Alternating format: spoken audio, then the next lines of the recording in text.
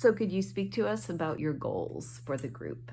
Yes, so some of the immediate goals would be reconstructing those fish ladders, which is already within the process. The Mashpee Natural Resource Department, or the tribal's Natural Resource Department, is working with Mashpees to develop, the plans to reconstruct those runs with the state. So there's already funding going towards that. So that's a big goal of the Mashpee NEA.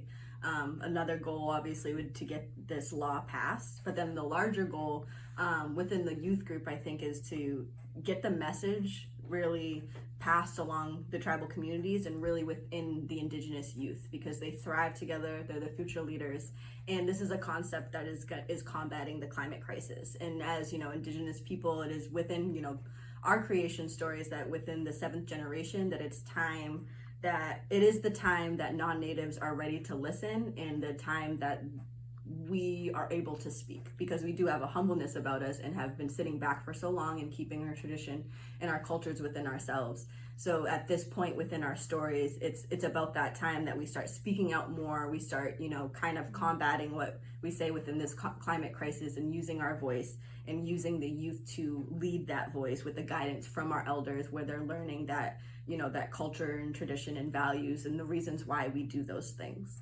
So our bigger goal is, really spreading the rights of nature across, Turtle Island within our youth, and becoming a stronger front, because, as Indigenous people and exercising our sovereignty and our traditions is the way that we think that we can solve this problem, because we don't believe the people that created the problem is going to solve the problem.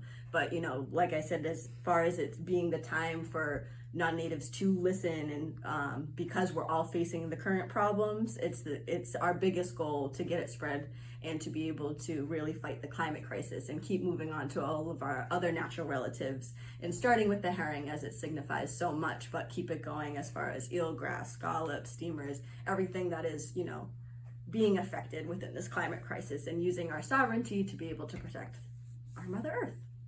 Thank you. And thank you for all they're doing.